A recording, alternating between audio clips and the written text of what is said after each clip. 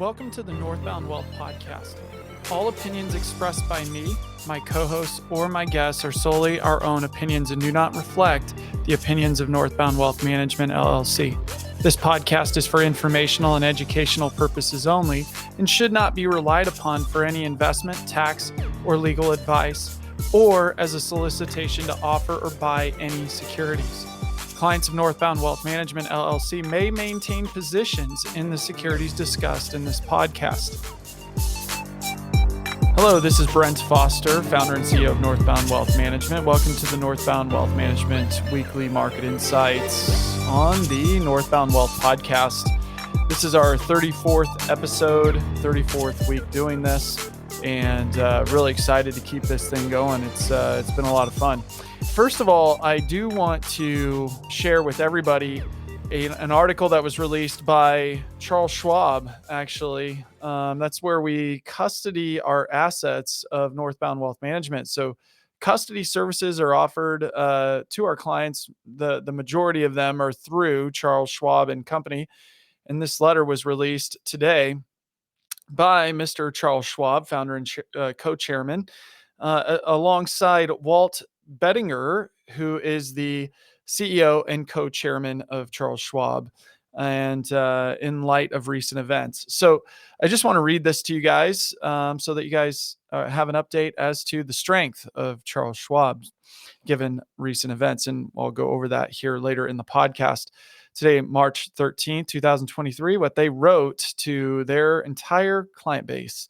Today, we released our regularly scheduled monthly activity report and commentary from our chief financial officer. In that release, you can read about the strength and resilience of the Charles Schwab Corporation.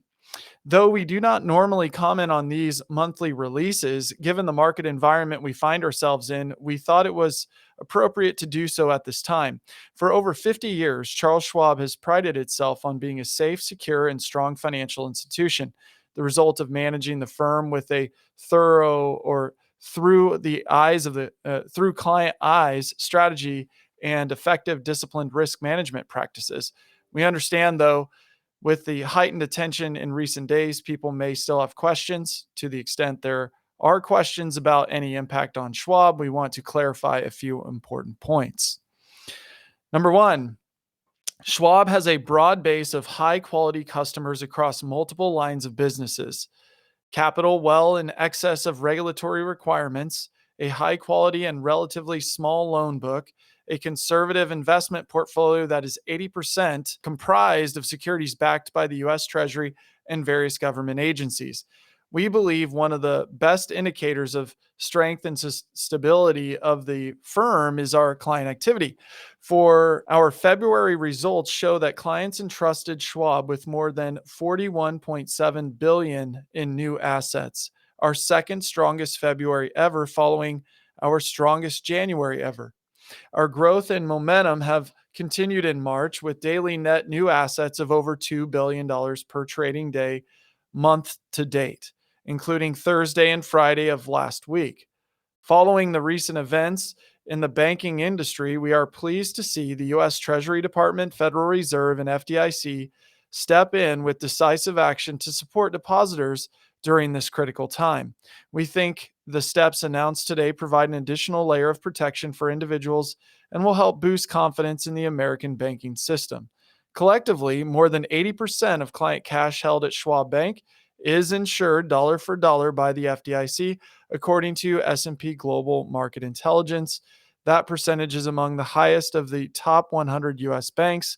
As a comparison, the banks in the news in the last few days have been between 2% and 20% of their deposits insured. As a further safeguard, Schwab has access to over $80 billion in borrowing capacity with the Federal Home Loan Bank, or FHLB, which is an amount greater than all our uninsured deposits. That helps provide the firm with significant access to liquidity, so money is there when clients need it. Investments at Schwab are held in investors' names at the broker-dealer. Those are separate and not commingled with assets at Schwab Bank.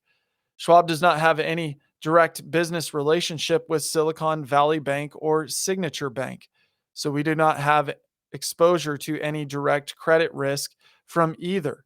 Schwab's long-standing reputation as a safe port in a storm remains intact, driven by record-setting business performance, a conservative balance sheet, a strong liquidity position, and a diversified base of 34 million plus account holders who invest with Schwab every day. As such, we remain confident in our approach and in our ability to help clients through all kinds of economic environments. We stand ready to support our clients with award-winning service and time-tested expertise. Charles Schwab, founder and co-chairman, Walt Bettinger, CEO and co-chairman. I wanted to read that letter they sent out to everybody today, given the light of the couple of bank failures that have happened, and it might kind of rattle the tree of investors and asset managers and the like. And so the strength of Charles Schwab is why Northbound Wealth Management chose Charles Schwab as a custodian. It's a long-term relationship. I love Schwab and what they've done. I've been at past employers where they've utilized Charles Schwab. Mercer back in the early days, right before the financial crisis, and Charles Schwab came through even stronger than ever in supporting Mercer Global Advisors back in like a 2005 all the way through 2009. So I really appreciate Charles Schwab and their partnership with Northbound Wealth Management. All right, here we go. We're going to dive in the next segment on the last week's performance of the equity markets, which you'll want to pay attention to. There's been a lot going on, so stay tuned. Stocks stumbled last week as investors reconsidered their interest rate expectations after Fed Chair Powell's congressional testimony that rates may need to go higher. Stocks were rattled when a West Coast bank was placed into receivership on Friday following a run on deposits. Crazy that in 2023, we'd actually have a bank failure and a run on deposits.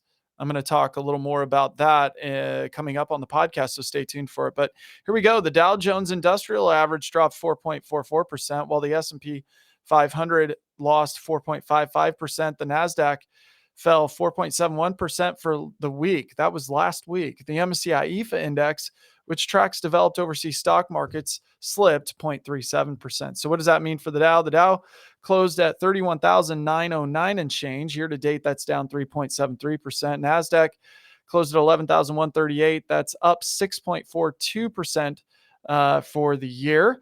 MSCI EAFE index closed at 2,062. That's up 6.12% for the year. S&P 500 closed at 3,861. That's barely up for the year, 0.58%. 10-year Treasury note closed at 3.7%. That year to date is down 0.18%. So rate fears, bank scare, all kinds of stuff going on. Congressional testimony on Tuesday by Fed Chair Powell said that interest rates may require a higher increase faster than planned. That unnerved investors, dimming the hopes of any pause in rate hikes this summer. After stabilizing the following day, stocks trended lower as the financial sector came under pressure. The lower move was triggered by the specialty banks' liquidity issues. That's Silicon Valley Bank and a crypto bank. So though regional and money center banks could not escape the selling. So it's like basically throw the baby out with the bathwater, start selling across the board.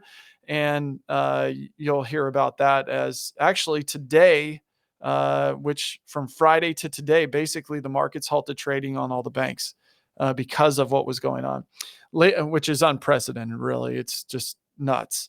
Labor market strength in a Friday report exacerbated rate hike anxieties, though cooling.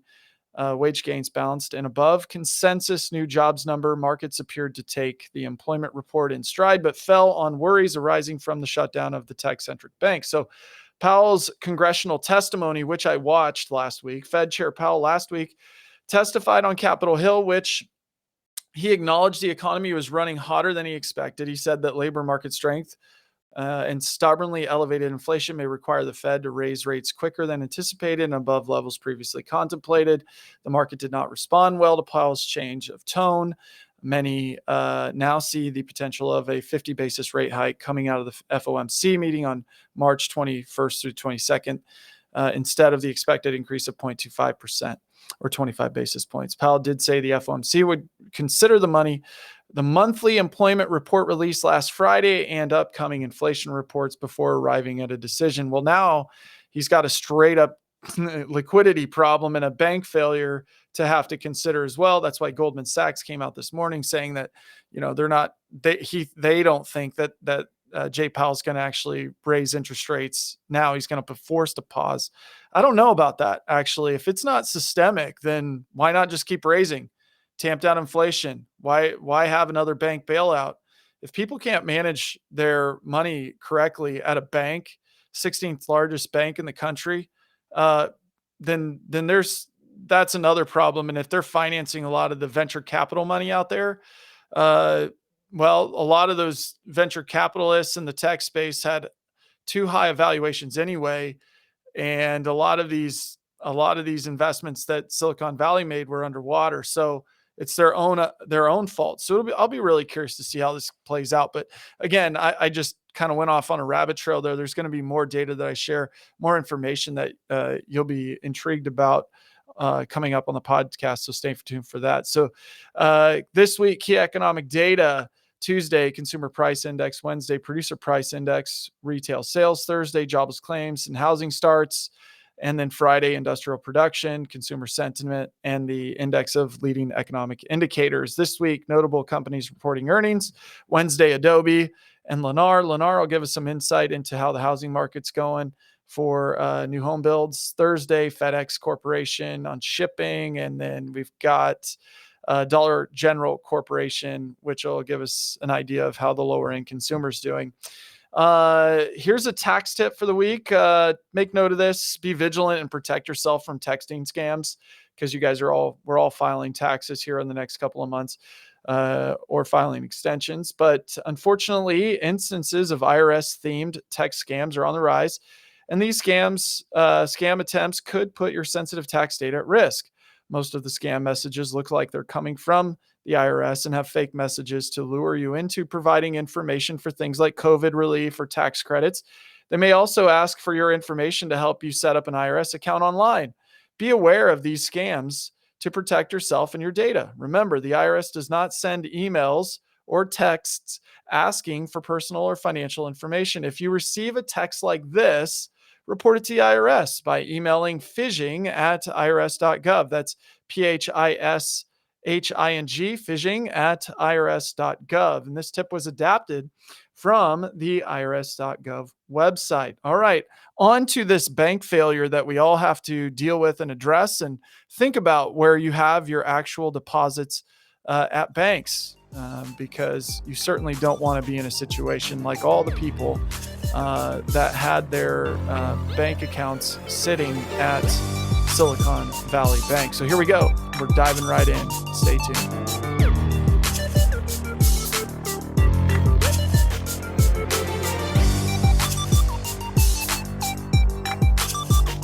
On March 10th, I came across an email from the Motley Fool, and they sent out an email to all of their clients that they recommended invest in Silicon Valley Bank.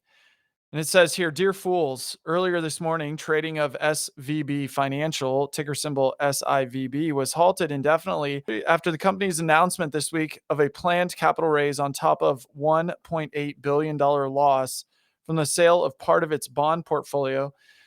This afternoon, California banking regulators, along with the Federal Deposit Insurance Corporation, or FDIC, announced the shutdown of Silicon Valley Bank, the retail banking arm of SVB Financial. These institutions then created a new bank as the receiver of all insured deposits of Silicon Valley Bank.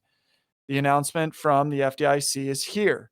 We have yet to hear from SVB Financial, the parent company, which operates Silicon Valley Bank. Various foolish services have recommended shares of the parent company. Those shares remain halted for trading as of this afternoon." So that was on, again, March 10th. At this point, investors, including us, have no choice but to wait and see what happens with the value of the common shares and for the stock to trade again.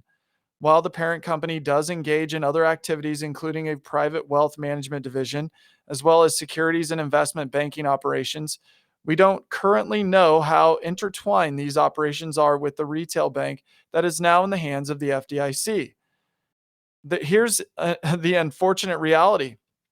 Given the obligations of the retail bank and the number of corporate debt holders, we're not optimistic that the parent company will have much equity balance that represents remaining value for common shareholders.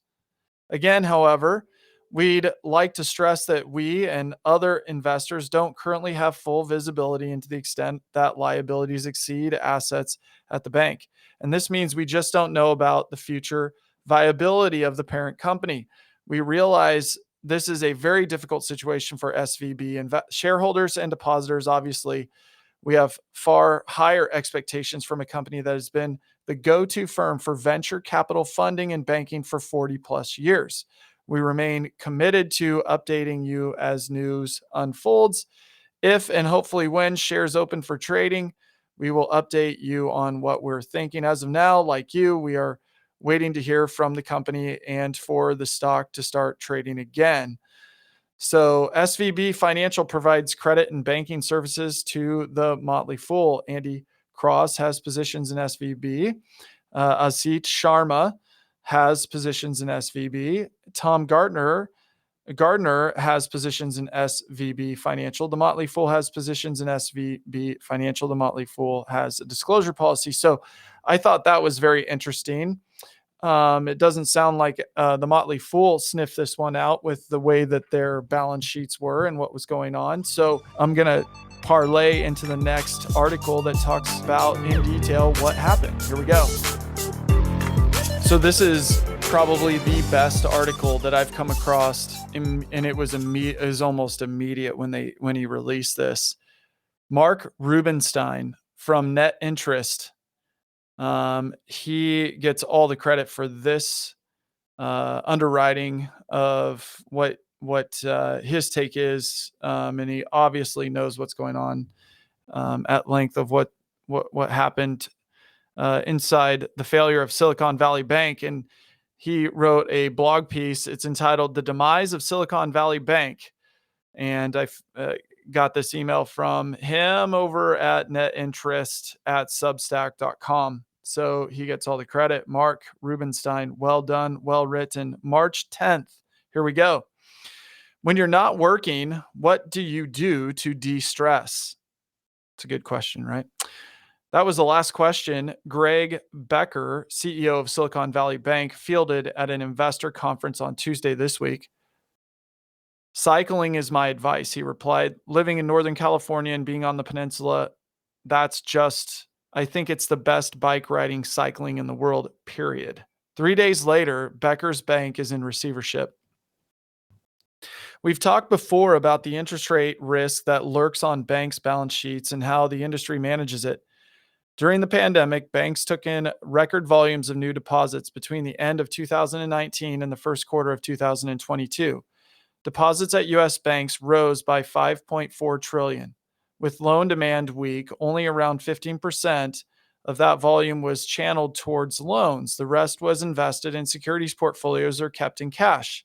Securities portfolios ballooned to $6.26 trillion, up from $3.98 trillion at the end of 2019, and cash balances went up to $3.38 trillion from $1.67 trillion.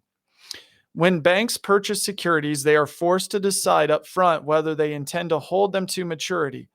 The decision dictates whether the securities are designated as, quote, held to maturity, end quote, or for short, HTM, which is held to maturity assets, or as, quote, available for sale, end quote, or AFS assets, available for sale assets. HTM, or held to maturity assets, are not marked to market. Banks can look on nonchalantly as bonds lose values. They remain glued to the balance sheets at amortized costs regardless.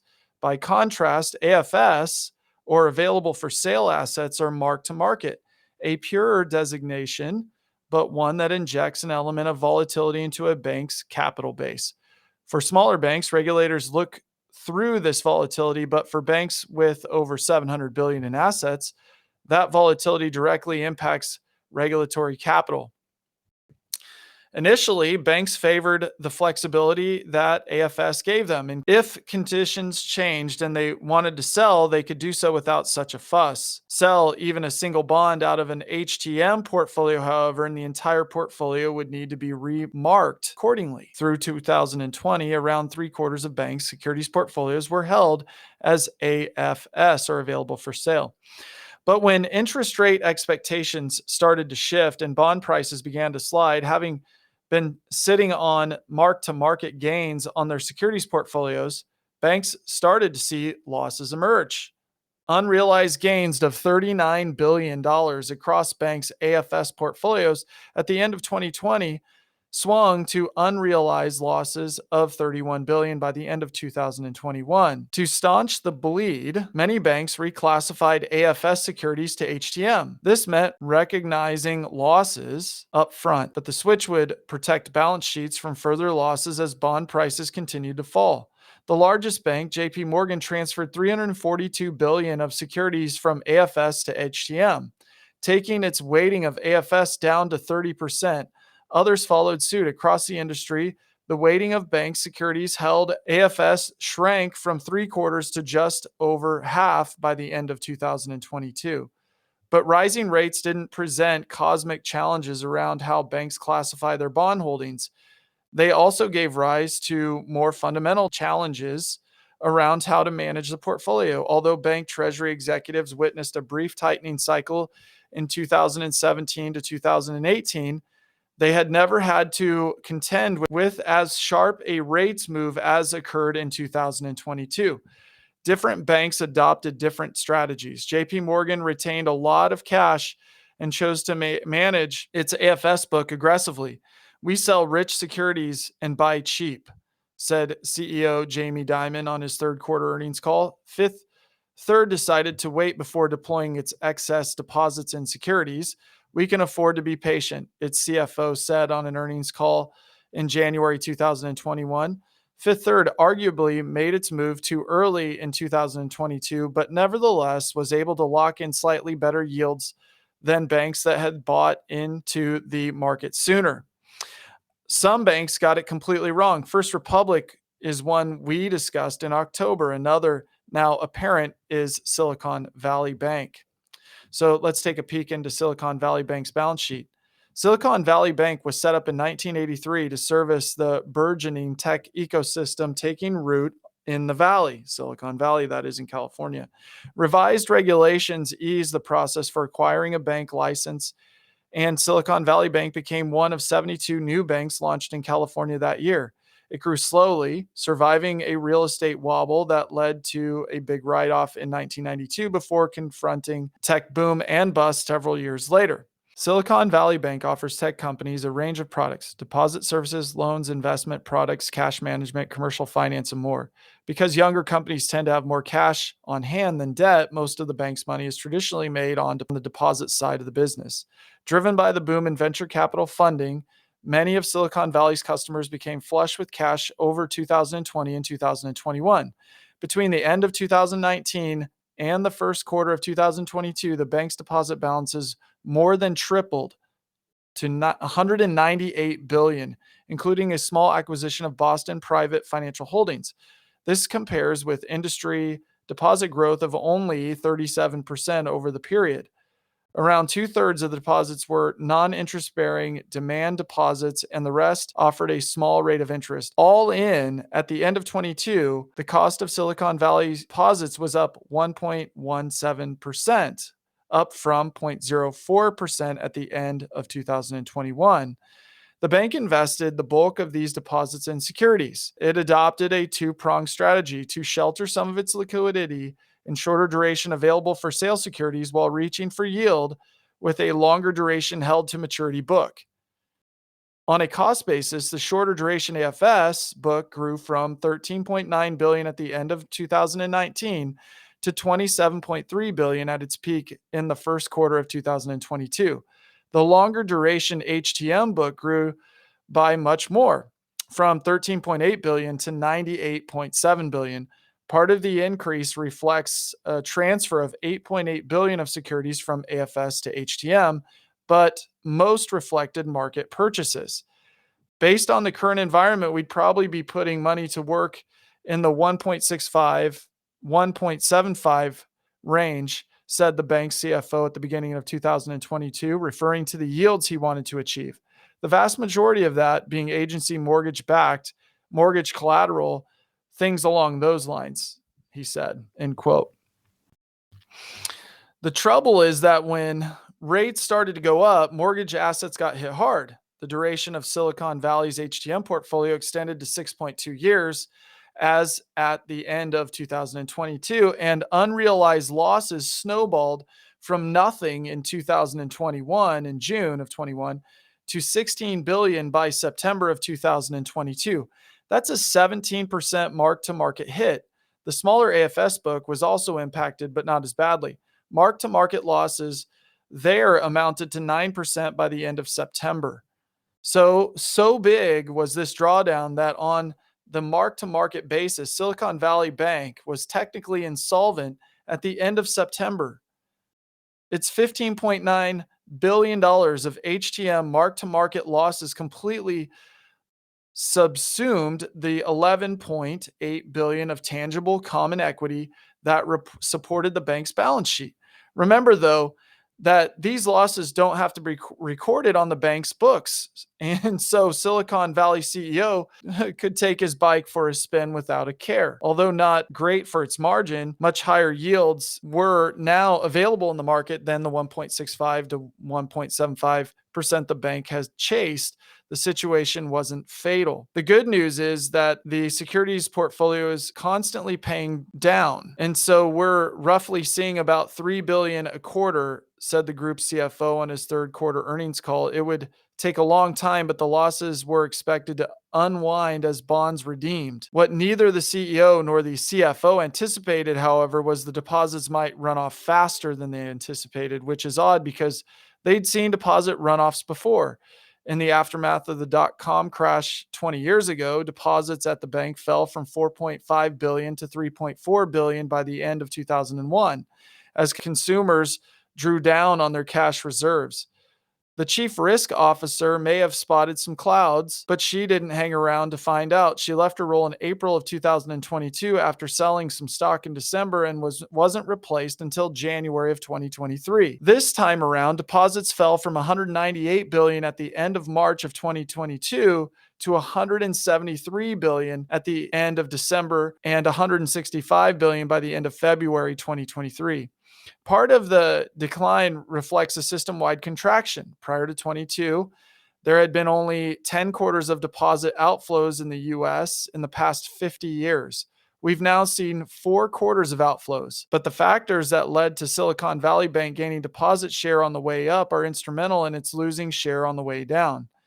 In order to reposition its balance sheet to accommodate the outflows and increase flexibility, Silicon Valley this week sold $21 billion of available for sale securities or AFS securities to raise cash because the loss, $1.8 billion after tax, would be sucked into its regulatory capital position. The bank needed to raise capital alongside restructuring.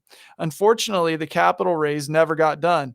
The bank chose to announce its balance sheet restructuring the same day that Silvergate Capital announced it's going into voluntary liquidation, which Silvergate was a crypto bank, basically. We spoke about Silvergate here last week, and that's what he said in his blog piece. You can check it out there at Net Interest Substack. The business models are quite different, but the treasury challenges are not. Both banks struggled to contain bond losses at the time they were losing deposits. Consumer fear turned Silicon Valley Bank's trickle of deposit outflows into a flood. Heart attack in the treasury. We've never really had a bank run in the digital age. Northern Rock in the UK in 2007 predated mobile banking. It is remembered via images of depositors lining up patiently outside suburban branches. In 2019, a false rumor on WhatsApp started a small run on Metro Bank, also in the UK, but it was localized and quickly resolved. Credit Suisse lost 37% of its depositors in a single quarter at the end of last year as concerns mounted about its financial position, although at least internationally, high net worth withdrawals would have had to have been phoned in rather than executed via an app. The issue, of course, is that it is quicker and more efficient to process a withdrawal online than via a branch.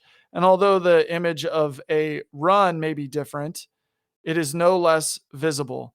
Yesterday, Twitter was lit with stories of venture capital firms instructing portfolio companies to move their funds out of Silicon Valley Bank. People posted screenshots of Silicon Valley Bank's website, struggling to keep up with user demand. Greg Becker, the bank CEO, was forced to hold a call with top venture capitalists. I would ask everyone to stay calm and to support us just like we supported you during the challenging times, he said. The problem is at Silicon Valley Bank is compounded. It's compounded by its relatively concentrated consumer base. In its niche, its customers all know each other, and Silicon Valley Bank doesn't have that many of them. At the end of 2022, it had 37,466 deposit customers, each holding in excess of $250,000 per account. Great for referrals when business is booming. Such concentration can magnify a feedback loop when conditions reverse or are bad.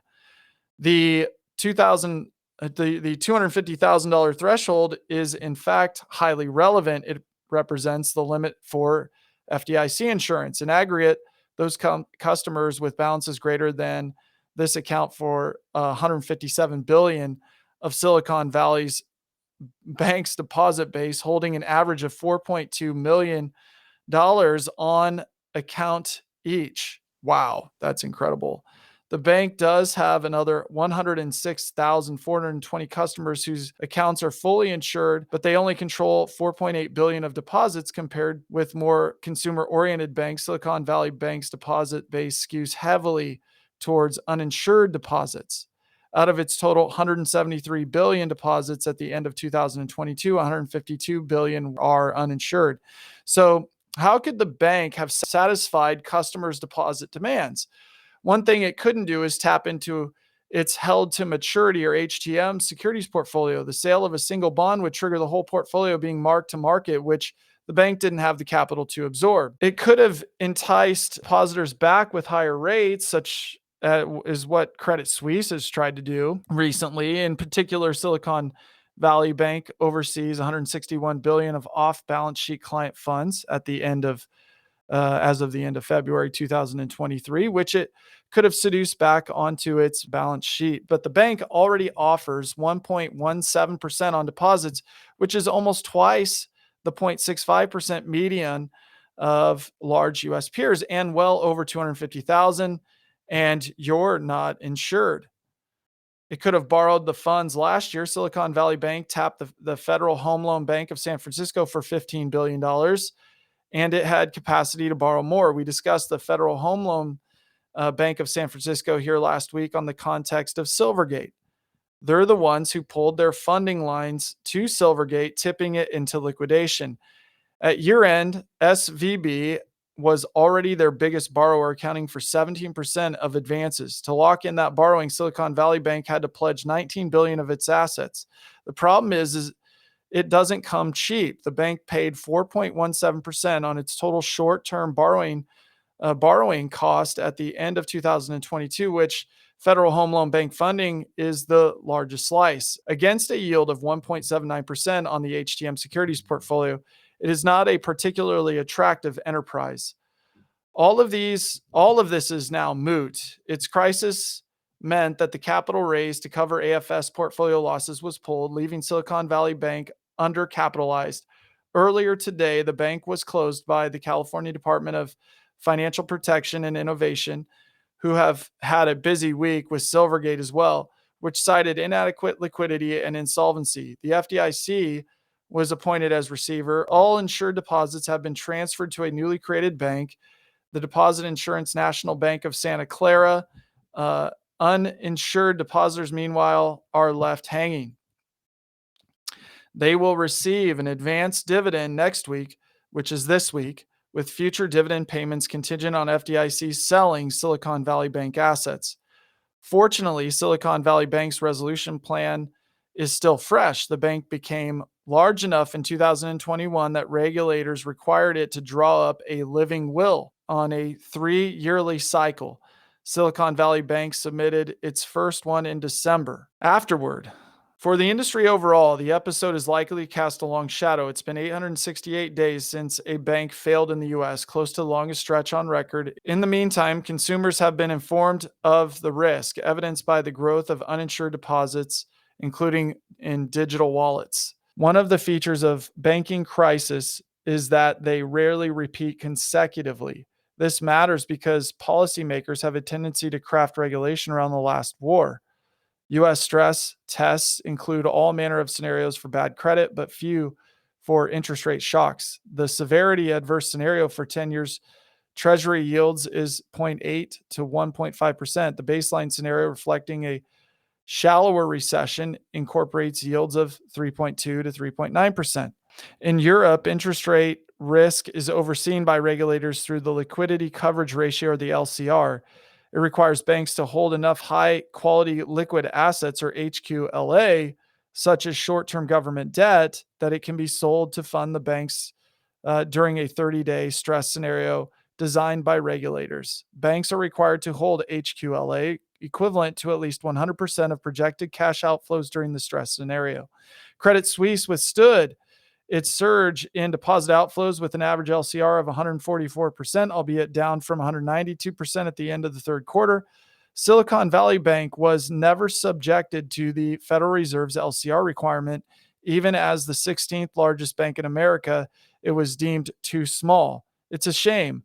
Regulation is not a panacea since banks are paid to take risk, but a regulatory framework to suit the risks of the day seems appropriate and is one U.S. policymakers may now be scrambling for. And Marc Rubenstein says, thanks for reading. And if you find this piece helpful, hit the like button. Definitely go out and check out his blogs. Net Interest, a fantastic article about Silicon Valley Bank. Thank you, Marc, for putting that out. Happy to share that on the podcast, guys. Know where you bank and understand FDIC insurance. Those are the two takeaways as well. Know where you bank, know your bankers, know how strong their balance sheets are. Bank with those institutions that are doing a good job with their reserve requirements and managing their loan books, and understanding just basic finance around interest rates and deposits, and how we're in the new age of technology where not everybody can just go into the bank and pull money out. They go on an app and they transfer it out. So anyway, there you go.